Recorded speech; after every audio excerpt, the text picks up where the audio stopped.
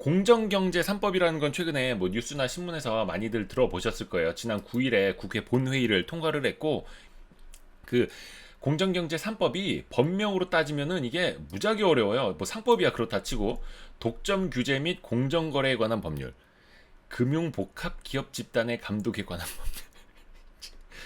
뭐 이렇게 법명이 어려워.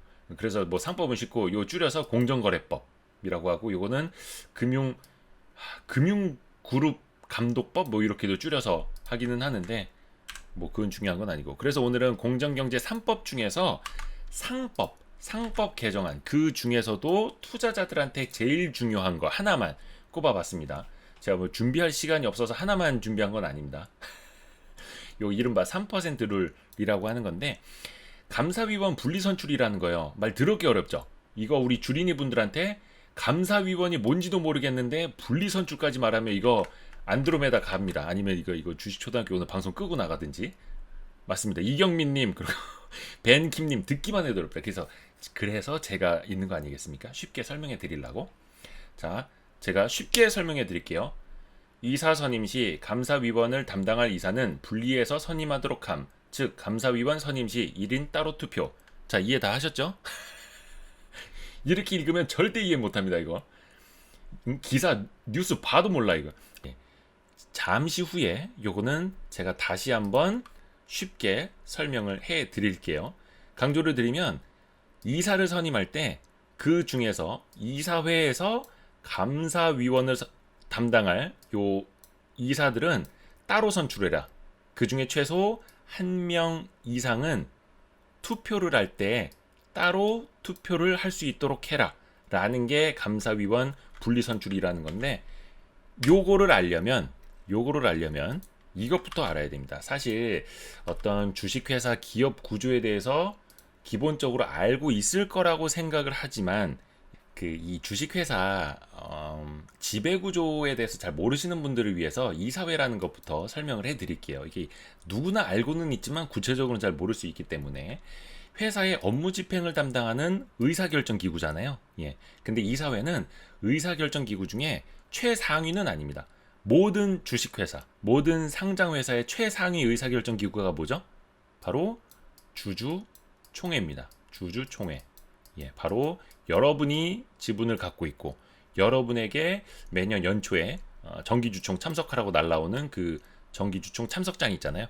그 주주총회가 이사회 위에 있는 최고 의사결정 기구입니다. 예. 대주주총회 아니고요. 그냥 주주총회입니다.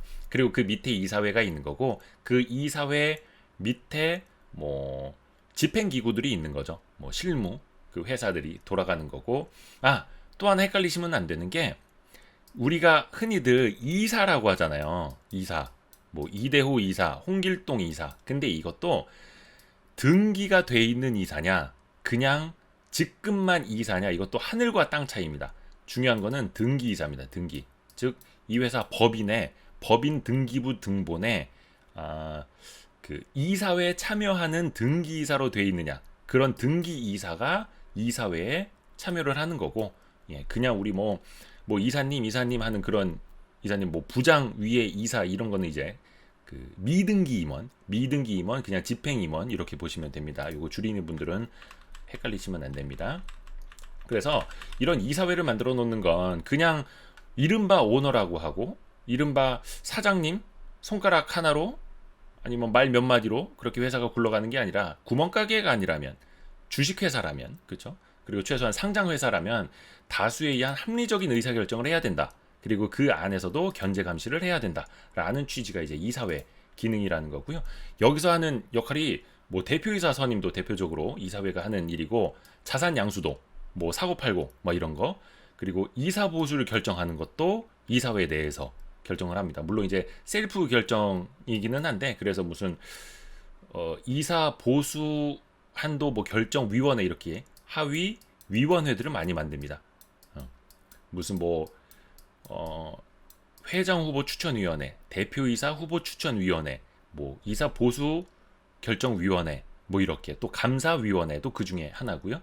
그래서 각종 그 주총에 올려서 승인을 받아야 될 사안들 있죠. 그런 것들은 먼저 이사회를 거쳐서 이사회에 결의가 되면 주총으로 올려서 모든 주주들의 표를 통해서 최종 중요한 의사결정이 이루어지는 구조입니다. 그 이사회 구성은 이렇게 돼요. 뭐 한두 명으로 이사회가 돌아가면 안 되겠죠. 최소 3인 이상입니다. 이거는 다 이제 상장사 기준입니다. 상장사. 그리고 최소 1명 이상은 사외 이사를 두도록 되어 있습니다. 그러니까 회사 안에 있는 임원 말고 회사 밖에 있는 사외 이사를 최소 1명 이상 둬야 되고, 그 비율로 따지면 4분의 1 이상을 사외 이사 총수의 4분의 1 이상을 사회이사로 두도록 되어 있습니다. 그러니까 이 회사 이사회 멤버가 8명이다. 그러면 최소한 요 2명이 사회이사가 되는 거고, 만약에 딱 4명이다. 그러면 최소한 1명이 사회이사가 되는 겁니다. 그러니까 이것도 견제감시 하라는 거예요. 결국은 견제감시. 근데 사실상은 사회이사도 고유정 형님 오셨구나. 고유정 형님. 사실상은 그 사회이사도 거의 뭐 회사 대표이사가 임명하는 격이 우리나라에서는 실질적으로 많기는 한데 좀 그렇고, 여기서 더 큰 회사들은 조금 더 타이트한 규제를 받아요. 자산 규모 2조 원 이상인 상장사는 과반수, 절반 이상을 사회이사로 선임을 해야 됩니다. 그리고 최소한 3명 이상을 사회이사로 선임을 해야 되는 규정이 있습니다. 그리고 여기에는 당연히 금융회사도 포함이 됩니다. 금융회사. 우리가 알고 있는 뭐 은행, 금융지주 이런 회사들이 여기 포함이 되고요. 그래서 자 이제 감사위원회로 넘어가는 겁니다. 이사회 구조를 이제 알았으니까. 이게 감사하고 감사위원회 헷갈리는 분들도 많아요. 감사하고 감사위원회. 우리 아마 무슨 뭐 협회라든지 아니면 뭐 동문회 누구 총무 맡고 감사 맡고 막 이런 거는 주변에 많이 있잖아요. 그렇게 한 명이서 뭐 업무 감사를 하거나 회계 감사를 하는 그런 역할이 이제 감사라는 건 누구나 알고 계시는데, 뭐 상장사니까 당연히 감사를 의무적으로 둬야 되는 거고, 자산 총액이 1,000억 원을 넘어서면은 상근 감사를 의무적으로 둬야 됩니다. 이 상근이 옛날에 저기 막 1박 2일에 나오던 개 이름이 상근이었잖아요. 그거 아니고 상근 비상근, 맨날 출근하는, 맨날 나와서 근무하는 그런 감사가 있어야 된다. 그러니까 자산 총액이 1,000억 원이 넘지 않으면 비상근 감사여도 상관없습니다. 출근 안 하셔도 돼. 회의 있을 때만 나오시면 돼. 예, 그럼 우리 심통님 성함이 상근이 죄송합니다. 공익 상근은 그런 상근. 하여튼간 자산이 이렇게 1,000억 이상인 상장사는 상근 감사를 둬야 된다라는 거고, 맨날 감사가 출근에 있어야 된다라는 거고, 그리고 자산이 2조 원, 자산 총액 2조 원 이상인 상장사의 경우에는 감사위원회를 두도록 되어 있습니다. 그냥 감사 한 명으로는 안 돼. 1인으로는 안 되고 여러 명을 둔 감사위원회를 이렇게 둬야 돼. 왜냐면 자산 총액 2조 원 이상이고 또 여기도 금융회사도 포함이 되니까 감사위원회를 더 중요시 한다라는 건데요. 그러면 감사위원회는 어떻게 구성이 되느냐? 3명 이상이 있어야 됩니다. 예, 아까 이사회도 3명 이상이 있어야 된다라고 했는데, 자산 총액 2조 원 넘는 대기업 같은 경우에는 그 안에 있는 이사회 안에 있는 감사위원회도 3명 이상으로 구성을 해야 되고, 그 3분의 2 이상 3명이라면 최소한 2명은 사외이사로 구성을 해야 됩니다. 근데 사실 감사하고 감사위원회 권한이 엄청 세요. 강진우님 머리 아프죠? 그래서 오늘 역대급으로 재미없을 거라고 제가 미리 말씀드렸잖아요. 잠깐만, 사람들 나가고 있는 거 아닌가? 금방 나가실 것 같은데. 하여튼간 그래서 이거는 해야 돼. 이거는 꼭 해야 돼. 여러분들한테 알려드려야 돼. 감사의 권한이 되게 셉니다. 일반적으로 주식회사에서 감사는 넘버 2라고 불려요. 넘버 2. 그래서 일반적인 이사보다 감사의 연봉이 조금 더 높아. 감사의 보수가 조금 더 높아요. 예. 그리고 감사가 이사회 내에서 결의한 것까지도 스톱시켜 버릴 수가 있어요. 예전에 국민은행 감사님이 그걸 스톱시켜 버려 가지고 엄청난 큰 이슈가 된 적이 있어요. 그 정도로 감사의 권한이 엄청납니다. 그 업무 감사, 그러니까 일하던 중에 뭐 불법적인 요소가 있는 건 아닌지, 예, 감사가 그걸 감사할 수 있고요. 또 회계 감사, 이 회사 재무제표 제대로 작성하고 있는 건지 외부 감사 받기 전에 내부적으로 재무제표를 잘 쓰고 있는지 그걸 감사할 수 있는 막강한 권한을 갖고 있는 거예요. 그리고 감사위원회에서 결의한 사항은 이사회가 큰 구성이고 그 안에 있는 여러 가지 위원회 중에 하나가 감사위원회거든요. 근데 요거는 이사회가 상위기구고 다른 위원회 결의를 이사회에서 재론을 할 수 있는데 다시 논의할 수가 있는데 감사위원회 결의사항은 이사회에서 건들 수가 없어요. 예, 노터치입니다. 노터치. 예, 노터치라고 써있죠. 그 정도로 감사위원회의 권한이 막강합니다. 예, 뭐 대표이사나 뭐 이렇게도 다 견제 감시를 할 수 있고요. 그래서 감사위원 분리 선출이 중요한 거고 그게 이번 상법 개정안을 통해서 확정이 된 건데 당초 정부안하고는 조금 달라진 게 있어서 그 하나 둘씩 이제 설명을 해드릴게요. 감사위원 분리 선출이라는 거는 제가 아까 설명을 드렸는데 이제는 조금 이해하기가 0.1% 정도 좀 쉬워졌을 수도 있어요. 일반 이사, 그러니까 다른 업무, 집행 업무만 담당하는 그 이사랑 감사위원, 업무 감사, 회계 감사까지도 맡을 수 있는 감사위원은 분리해서 선임해야 한다. 그리고 최소한 1명 이상은 투표를 아예 따로 하도록 해야 한다를 법으로 정한 겁니다. 그거는 최대 주주 입김에서 자유로운 감사위원을 통해서 이사회를 견제 감시해야 된다. 그걸 강화해야 된다. 최소한 1명 이상은 최대 주주 입김에서 자유로운 사람을 이사회에 넣어야 된다. 이런 취지입니다. 아, 스칸님, 대주주 굉장히 위축되겠네. 이거 가지고 대주주가 위축될까요? 그 좀 이따 제가 이야기를 할게요. 수강님, 가져가면 10,000원 주냐고. 자, 기존안이 있고 수정안이 있는데요. 기존안은 뭐냐면 최대 주주 및 특수관계인의 의결권을 모두 다 감사위원을 분리 선출할 때는 3%로 제한을 시켜버리는 게 기존 정부안이었습니다. 총 3%. 그러니까 최대 주주, 내가 최대 주주야. 그러면 최대 주주인 이대호하고 그 특수관계인, 가족들, 계열사, 뭐 자사주는 의결권이 없죠. 그리고 임원들 뭐 이렇게 해서 특수관계인 의결권까지 다 합쳐서 3%로 제한을 시켜버리는 거예요. 그러니까 최대 주주 특수관계인 의결권이 뭐 원래 지분율이 50%였다 하더라도 3%밖에 의결권이 없으니까 최소한 1명 뽑을 때는 최대 주주 입김을 확 떨어뜨려 버리는 거죠. 그게 기존 안이었는데 요게 국회로 가면서 어떻게 달라졌느냐? 사회이사인 감사위원 선출에 한해서 사내이사가 아니라 사회 외부에서 들어오는 감사위원 선출에 한해서 최대 주주와 특수관계인 각 3%까지 인정을 해준 거예요. 각 3%.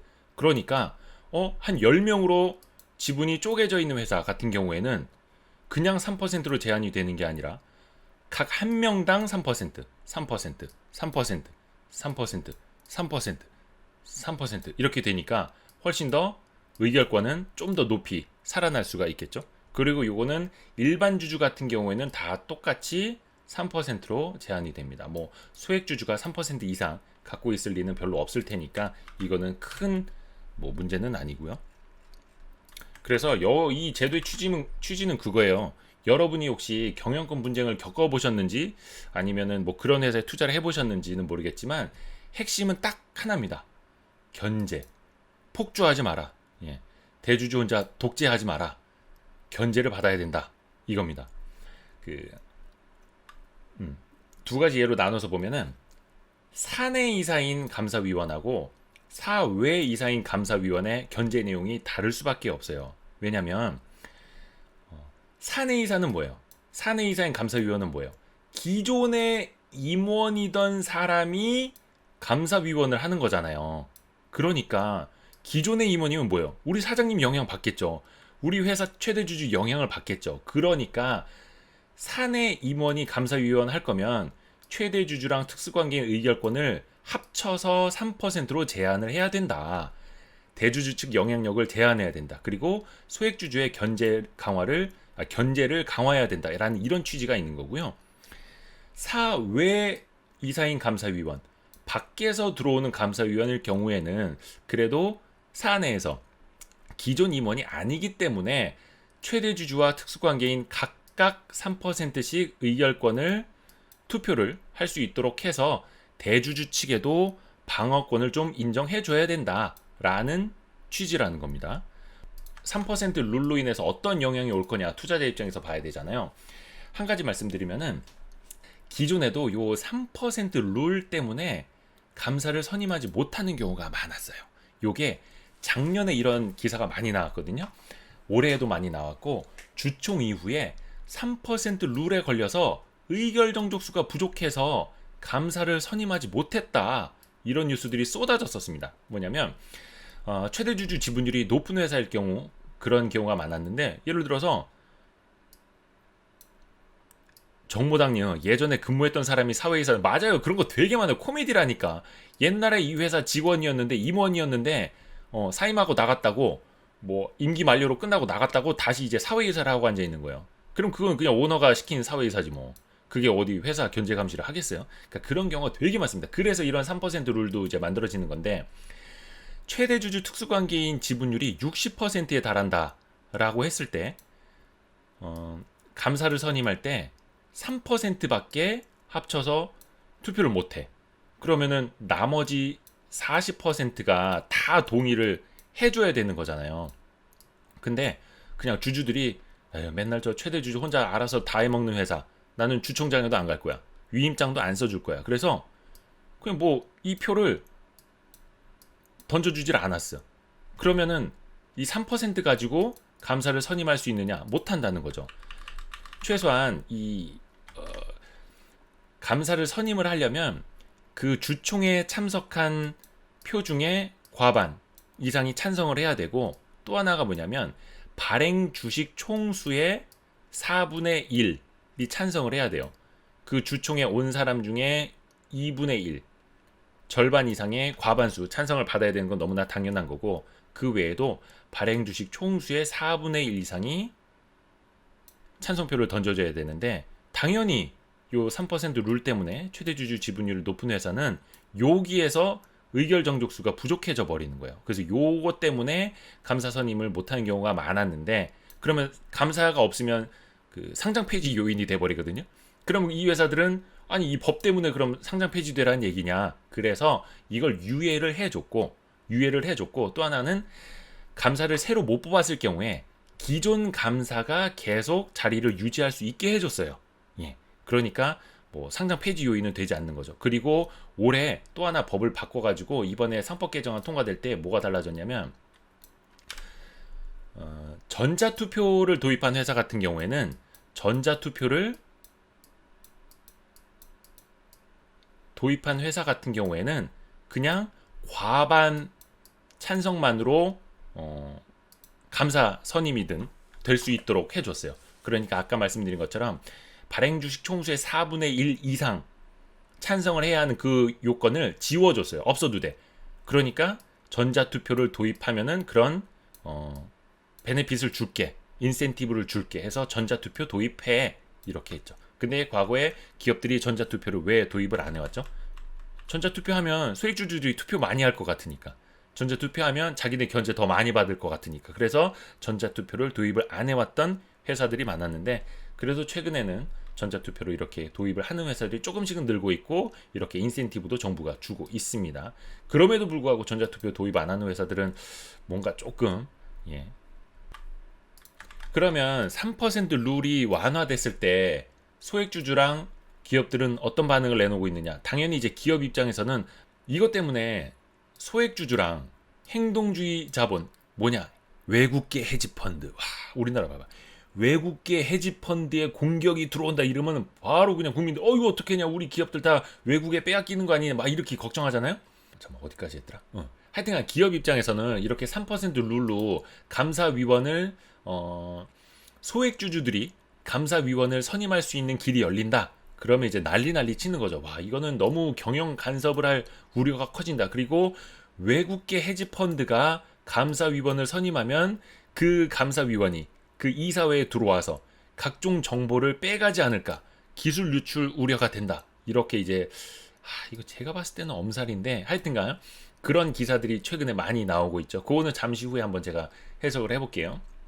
근데 소액주주들 입장에서는 야 3% 4내 이사인 감사위원이건 4외 이사인 감사위원이건 최대주주랑 특수관계인들 다 총 3%로 묶어야지 왜 4회 이상인 감사위원 경우에는 3% 룰을 완화해주냐, 왜 각각 3%로 풀어주느냐, 너무 기존 경영권 방어를 강화해주는 것 아니냐, 이렇게 또 소액주주들은 반발을 하고 있는 거고요. 그래서 야, 견제 가능한 한 명의 감사위원조차 선임하기가 이렇게 어려워서 되겠느냐, 이게 경제 민주화 맞느냐, 또 이렇게 한켠에서는 반발을 하는 겁니다. 기업들의 입장에서 어떤 이야기가 나오는지 하나 더 예를 들어서 살펴드릴게요. 요거는 아시아경제 기사를 제가 찾아온 건데 요거에 너무 붙어 있으니까 조금 떼놓을게요. 자, 3% 룰을 시뮬레이션 해봤대요. 누가? 한국산업연합포럼이라는 곳에서. 여기는 이제 재계와 뭐 한 7개 업종 단체들이 모여있는 산업연합포럼이라고 해요. 그러니까 그 기업들 그리고 재계, 경제계, 재벌들을 이제 뭐 대변해주는 뭐 이익단체라고 봐도 무방할 것 같고 15개 대기업의 3% 룰을 시뮬레이션 해봤다는 거예요. 그래서 기업들의 입장을 이렇게 들어보고 시뮬레이션을 해보니까 약 83% 기업에서 헤지펀드가 추천하는 감사가 선임될 가능성이 높다. 헤지펀드 공격에 취약하다. 그게 87%에 이른다. 우리나라 기업들 난리 났다. 이런 뜻이에요. 그래서 기업의 정보가 유출이 되고 경영 간섭을 받을 우려가 있다. 이건데 최대 주주뿐만이 아니라 일반 주주들도 3%까지 이제 제한이 된다고 말씀드렸잖아요. 그러니까 이제 외국계 뭐 한 6% 갖고 있는 데도 3%로 제한이 되는데 뭐 한 2, 3% 갖고 있는 데들은 제한을 안 받으니까 그들을 다 묶었을 경우에 외국인이 한 절반 정도 집결한다 라고 가정을 하고 외국인이 얼마나 의결권을 확보할 수 있느냐 따져보니까 삼성전자는 34%, 뭐 하이닉스는 29%, 뭐 LG화학 27%에 이른다 라는 거예요. 근데 여러분이 한번 생각해 보시면 지금 삼성전자의 외국인 지분율이 얼마인지 아세요?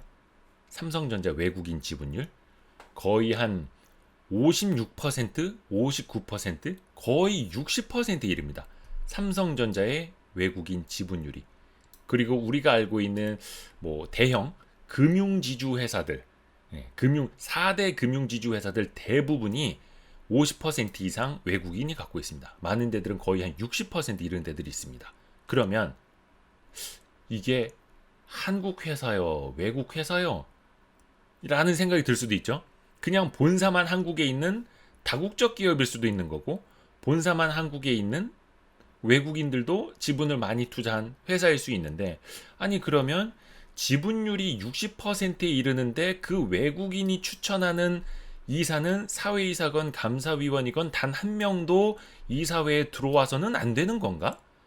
이게 과연 주주자본주의가 맞나? 한 명이라도 이사회에 들어오면 그게 헤지펀드의 공격이고 마치 트로이 목마 같은 걸까? 라는 생각을 우리는 좀 고민을 해봐야 되는 거예요. 예를 들어서 반대로 생각을 해볼게요.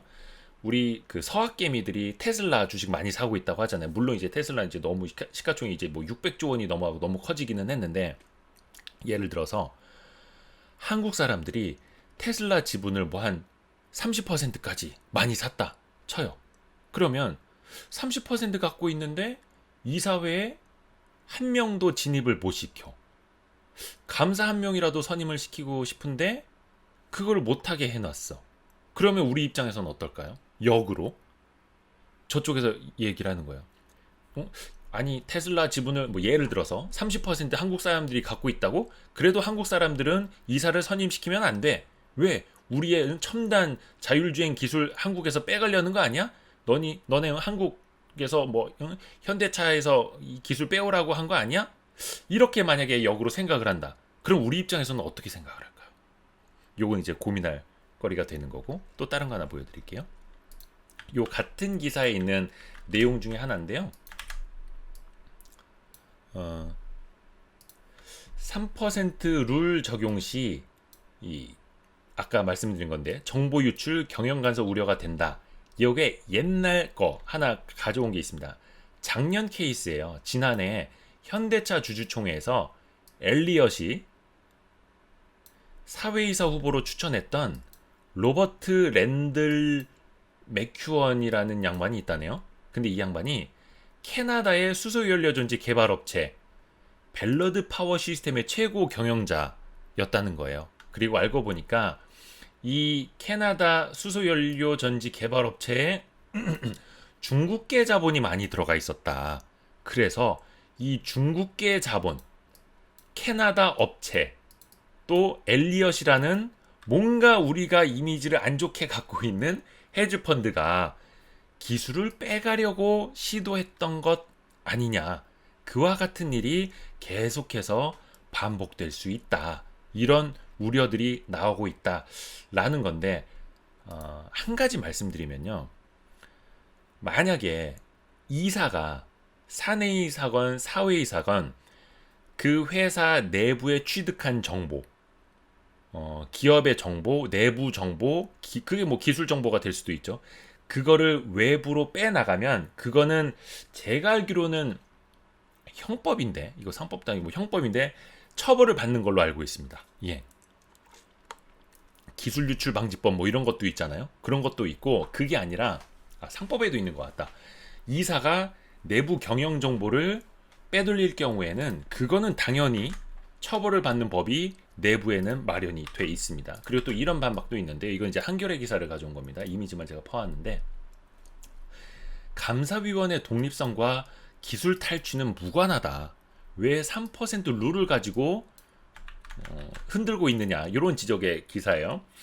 그 미국계 헤지펀드 엘리엇이 현대차 지분 3% 이상 매입을 해서 사회이사 후보의 경쟁업체 대표를 추천한 것까지는 맞는데 이거는 기술 탈취를 발생시킨 사례가 아니다. 그리고 어차피 현대차 주총에서 엘리엇이 추천한 이사 선임 안건이 부결됐다. 즉 이 이사는 이사회에 들어오지 못했다. 즉 다른 주주들이 반대표를 많이 던졌기 때문에 못 들어왔다라는 겁니다. 이런 예 하나 들어볼게요. 캐나다에서 수소 연료전지 관련된 기업을 한다라고 보면 어떻게 보면 그 관련된 기술의 전문가일 수 있잖아요. 우리는 사회이사를 뽑을 때 전문성도 봅니다. 그냥 우리 동네 슈퍼마켓 하던 아저씨를 사회이사로 뽑는 게 아니라 관련된 뭐 법을 잘하거나 기술을 잘하거나 그런 교수님, 그쵸? 아니 뭐 최소한 뭐 법을 잘하는 뭐 변호사, 그리고 해당 기술 쪽을 잘 아는 뭐 교수님이나 뭐 학자들 이런 분들을 사회이사로 모시는 이유가 전문성이거든요. 그러니까 좋게 보면 아니 수소 연료전지에 관련된 전문성이 있으니까 사회이사로서 현대차에 경영 조언을 해줄 수 있는 거 아니야? 함께 뭐 기술적으로도 그렇고 코워크할 수 있는 거, 협력할 수 있는 거 찾아볼 수도 있는 거 아니야? 이게 긍정적으로 볼 수 있는 면이 있는 반면에 또 반대쪽에서 보면은 저놈들 저거 기술 빼가려는 거 아니야? 또 이렇게 볼 수도 있는 양면성이 있으니까 뭐 저는 뭐가 옳다 그르다, 뭐가 정답이다를 말씀드리는 건 아니고 항상 이제 생각할 거리를 던져드리는 건데 요것도 하나 있습니다. 2005년, 2006년 얘기인데요. 칼 아이칸이라고 하는 역시나 우리에게 이미지가 좋지 않은 그 행동주의 펀드가 KTNG 지분 6.6%를 취득한 적이 있어요. 요거는 실제로 칼 아이칸이 사회이사 한 명을 실제로 넣었어. 예. 자기네가 주주 제안으로 사회이사를 추천을 했고 다른 주주들까지 찬성표를 많이 던져서 사회이사 한 명을 넣었네. 근데 이 사회이사가 비밀 유지 서약을 거부했다고 해요. 근데 비밀 유지 서약을 거부한 거랑 어떤 기술을 빼간 거랑은 또 별개 이야기가 되는 겁니다. 그래서 이때는 기술 탈취가 나타났다라는 게 어디에서도 입증되질 않았어요. 예. 소리가 너무 작다고요? 소리가? 제가 최대치로 해놓은 거긴 한데, 예. 아무튼 좀 더 가까이서 할게요. 그러니까 이 사회이사 선임은 이사로서의 지켜야 될 법적 제한이 있기 때문에 기술 탈취는 없었고 그 이후에도 그게 벌어진 적이 없다. 뭐 물론 칼 아이칸이 1년여 만에 1,500억 원 정도의 시세 차익을 남기고 떠난 거는 맞아요. 1,500억 정도를 벌었어요. 1년여 만에. 근데 이게 반대로 보면 칼 아이칸이 저렇게 해서 뭐 주주 제한을 많이 하고 뭐 경영 개선을 요구하고 해서 기업 가치가 높아졌다라고 긍정적으로 볼 수 있는 게 하나가 있고, 왜냐면 다른 주주들 입장에서는 쟤네가 저렇게 주주 제한을 해서 주가가 올라. 그러면 시가총액도 커지고 다른 주주들이 갖고 있는 평가액도 높아지는 거잖아요. 그러면 기업 가치가 높아져서 긍정적인 것 아니야? 라고 볼 수 있다는 거죠. 뭐 물론 칼 아이칸이 1,500억 벌어갔으니까 우리 입장에서는 저 국부 유출 아니냐 볼 수 있는 건데, 제가 알기로는 그때 칼 아이칸 지분을 받아간 거는 또 다른 외국계 펀드로 알고 있어요. 그러니까 국부 유출이 아니라 어차피 외국계가 갖고 있는 돈 외국계한테 판 거니까. 그쵸? 예. 그렇습니다. 그러면은 뭐 KTNG 지금은 외국 저기 지분율 잠깐만요. 한번 볼게요. 저 KTNG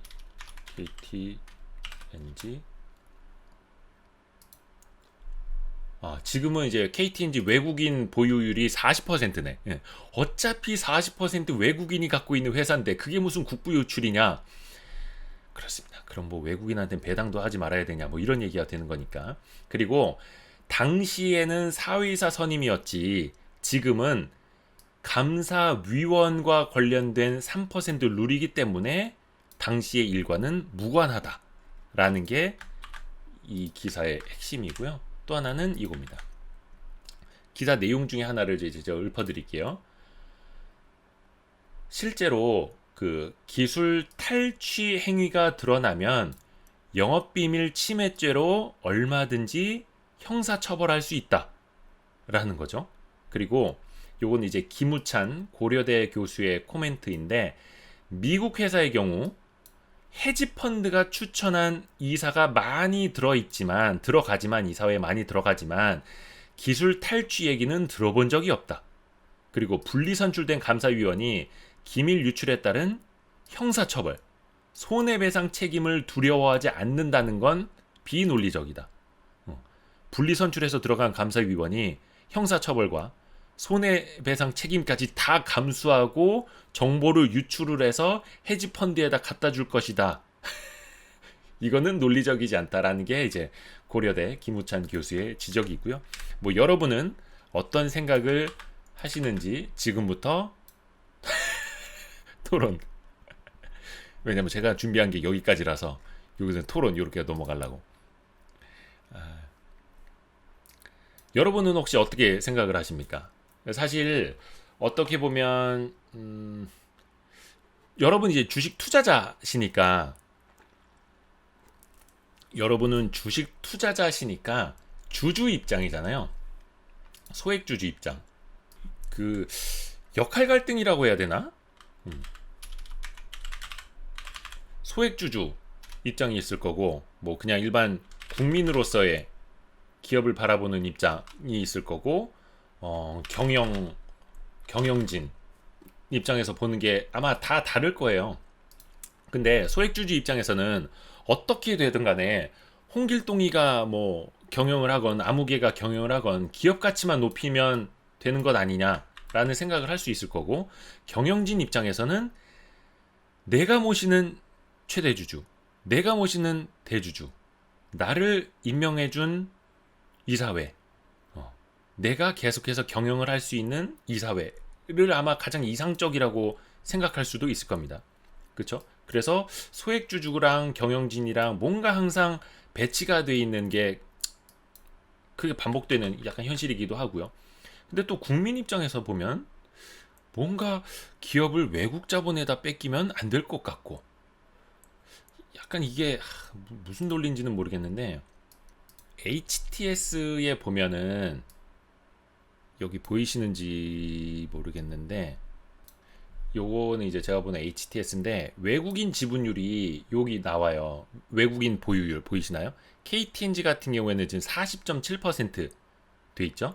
요거 이제 클릭해 보면 쪼로록 일자별로 여기 외인 보유율이 어떻게 변하는지, 외국인 뭐 순매수 동향에 따라서 이게 달라지고요. 여기에 뭐 볼까요? 신한지주도 57.89%, 삼성전자도 56%, 하이닉스도 49.77%, LG화학도 42%, 삼성바이오로직스는 9.88%, 얼마 안 되네. 셀트리온 20%, 네이버 55%. 네이버도 외국인 지분율이 55%네요. 한독 볼까? 한독은 3%. 이게 뭐 사실은 외국인이 많이 갖고 있지 않을 만한 사이즈는 그렇습니다. 대기업들일 경우에는 외국인 지분율이 더 높죠. 현대모비스도 43%, 삼성물산은 14%밖에 안 되네요. KB금융 66%. 와, KB금융은 외국인 지분율이 66%예요. 내국인 지분율이 그러면 뭐 한 34%밖에 안 되는 거잖아요. 포스코 같은 경우에도 51%. 엄청납니다. 그리고 저기 하나 알려드릴게요. 한국전력 같은 경우에는 외국인 보유율이 그 17%로 돼 있는데, 여기 보면 외인 한도라고 있죠. 40%. 요거는 기간 산업 같은 경우에 아마 통신도 마찬가지일 거예요. KT. 외인 한도는 이제 KT는 49%로 돼 있죠. 그리고 SK텔레콤도 49%로 돼 있고, LG U+ 같은 경우에도 49%로 돼 있죠. 이렇게 통신, 유틸리티, 이렇게 기간 산업, 그 나라의 기간 산업 같은 경우에는 법으로 제한을 해 놓습니다. 법으로 외국인 지분율이 과반이 되지 않게, 절반 이상의 지분율을 가져가면은 그냥 뭐든지 이사회도 다 좌지우지할 수 있는 거잖아요. 50% 플러스 한 주를 갖고 있으면 그거를 할 수 없게. 왜냐하면 기간 산업이니까, 나라의 근간이 되는 거니까 해서 뭐 한국전력이라든지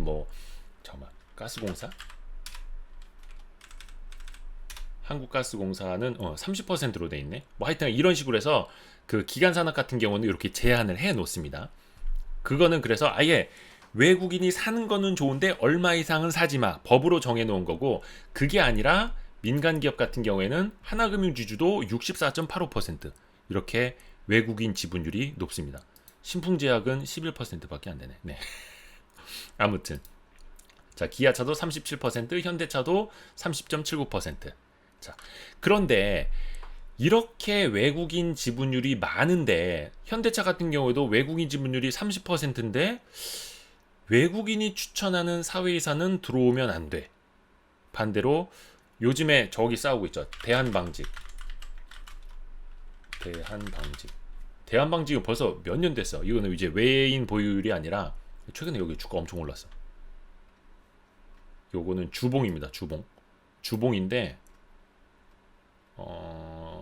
2019년 작년에 이제 13,000원, 4,000원대였는데 올해 초에 19,000원, 지금 38,000원까지 올라 있네. 여기 지금 한 3년째 경영권 분쟁 붙어 있는데, 여기 같은 경우에는 소액주주들이 진짜 똘똘 뭉쳐져 있어요. 그래서 소액주주들이 여기는 감사까지 선임을 했나? 그랬을 거예요. 감사까지는 선임을 했어. 그렇게 해서 그나마 이렇게 대주주를 견제하고 하는데도 여기는 되게 뭐 힘든 싸움을 오래 하고 있는데, 그런 말씀 하시더라고요. 진짜 감사 한 명 선임하기도 힘들다. 감사 한 명 선임하기도 힘들고, 실제로 뭐 예를 들어서 이사회 멤버가 5명이야. 근데 소액주주가 추천한 감사 한 명 딱 들어갔어. 근데 그 한 명이 5분의 1이잖아요. 그럼 표대결로 당연히 안 되죠. 근데 그 한 명이 할 수 있는 일이 너무 제한적이고, 회사 내에서 소액주주들이 추천한 감사라고 해서 거의 뭐 왕따를 시키기도 하고, 제대로 된 정보도 주지도 않고, 뭐 이사회 직전에야 뭐 알려주고, 이런 식으로 해서 야, 어쩜 이럴 수 있느냐, 왜 이렇게 정보를 공평하게라도 줘야 되는 것 아니냐 하는데, 그게 회사 내에서도 컨트롤이 가능하다는 거예요. 그래서 참 쉽지 않다라는 거고, 다시 이제 토론으로 가서 주주자본주의라는 거 있잖아요. 주주자본주의. 중요한 거는 우리는 이제 주주가 되는 사람들이니까 주주자본주의. 우리 민주주의 사회에 살고 있지만 우리가 투표를 할 때는 보통선거라고 해서 누구나 한 표씩을 갖고 있는 거잖아요. 인간은 누구나 이제 평등하다 해서 누구나 한 표씩 갖고 있는데, 사실 자본주의에서 자본주의에서는 몇 개의 표를 갖고 있느냐가 곧 의결권이 되는 거고, 지분율 이꼬르 의결권이 되지 않습니까? 그래서 주주에 의한 자본주의라고 해서 우리가 흔히들 주주자본주의라고 하는 거고, 내가 10% 갖고 있으면 10%의 의결권을, 1% 갖고 있으면 1%의 의결권을 행사하는 건데, 여기서 문제는 이른바 오너라고 하는, 저는 뭐 오너, 총수 이런 표현 되게 안 좋아합니다만 많이들 그렇게 쓰는데, 단 10%만 갖고 있는 최대 주주가 마치 50% 이상, 51%를 갖고 있는 것 마냥, 혹은 100%를 갖고 있는 것 마냥 행동을 하고 모든 걸 다 자기 뜻대로 좌지우지하니까 이게 견제 감시가 넘어가 안 된다라는 불만들이 나타나는 거고, 해서 이런 최대 주주의 뭐라고 해야 되나, 폭주는 최소한 견제하고 감시해야 되는 것 아니냐라는 게 감사위원 제도고, 감사위원 분리 선출 제도고, 감사위원 분리 선출을 보다 실효성 있게 하기 위해서 최대 주주와 특수관계인의 의결권을 3%까지 제한을 하고, 다른 소액 주주들의 의결권에 조금 더 힘을 실어줘야 하는 것 아니냐라는 게 이 3% 룰의 취지입니다. 딱 그겁니다. 예, 우리 YH림님이 말씀하신 것처럼 고작 한 명입니다. 고작 한 명. 근데 그 한 명이 과연 목숨을 걸고 형사처벌, 손해배상 모든 걸 각오하고 해외 기업에게 기술 유출을 할 거냐? 의결권 해봐야 그 안에서 이사회 멤버 내에서 뭐 한 6대1, 7대1로 싸우게 될 텐데, 그 혼자서 무슨 뭐 회사 망가지는 짓을 할 수 있을 거냐? 그 사람도 뭐 소액 주주나 아니면 외국인 주주들을 대리해서 회사를 발전시키고 회사 뭐 시가총액을 높이고 회사의 가치를 높여야 하는 사람인데, 이 회사를 시가총액을 떨어뜨리겠느냐, 주가를 떨어뜨리겠느냐, 오히려 뭐 상속 다 안 한 그 최대 주주들이 이 회사 주가를 누르는 경우가 더 많지.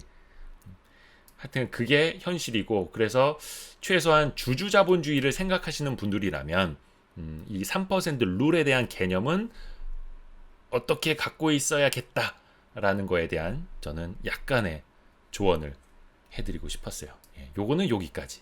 재미 오늘 더럽게 없었는데 이거 큰일 났다. 근데 요거는 우리 주린이 분들도 언젠가는 좀 알고 계셔야 될 것 같아가지고 제가 나름 쉽게 설명을 한다고 했는데 재미는 없었을 겁니다. 예. 그죠? 우리 에드워드 강 에드워드 형님이 말씀하시는 것처럼 회사가 자기 건 줄 아는 거예요. 그 일심방직 미스터리 이채원 대표님이 이야기해줬잖아요. 일심방직 미스터리. 아니 회사가 갖고 있는 현금이, 그리고 땅을 팔아가지고 이 회사 거의 시가총액만큼의 돈을, 현금을 회수하게 됐는데 주가는 안 올라. 말이 되냐고요. 말이 되냐고. 그러니까 PBR 0.1배짜리, 실질적으로 장부가가 아니라 시가로 평가해 보면은 PBR 0.05배짜리가 막 나타나는데, 그렇습니다. 그러니까 그런 회사 이제 거들떠도 안 보고 막 사람들이, 랄라 형님이 말씀하시는 것처럼 맞아요. 현금 보유량이 안만 많으면 뭐합니까? 그거 갖다 뭐 투자를 하든가 M&A를 하든가 아니면 주주 환원을 해주든가. 그러니까 제가 좋아하는 어떤 대표이사님은 그 말씀 해주시더라고요. 회사에 벌어놓은 돈을 쌓아놓고 아무것도 하지 않으면서 회사에만 유보해 놓는 거는 주주에 대한 예의가 아니다. 주주들에게 즉각 환원을 해주는 게 맞다. 뭐 예를 들어서 투자할 게 있다, M&A를 할 게 있다, 내가 뭐 사고 싶은 회사가 있다, 그러면 뭐 이제 좀 쟁여두고 주주들한테 설득을 하는 게 맞죠. 예를 들어서 성장하는 회사는 배당을 거의 못할 수밖에 없잖아요. 뭐 성장하는 회사 계속해서 뭐 설비 투자하고 뭐 이렇게 캐파를 늘려나가야 되는데, 그런 회사한테 배당 안 준다고 뭐라는 사람들은 사실 별로 없거든요.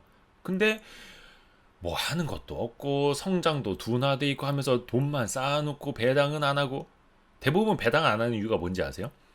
대주주는 당장 급할 게 없다.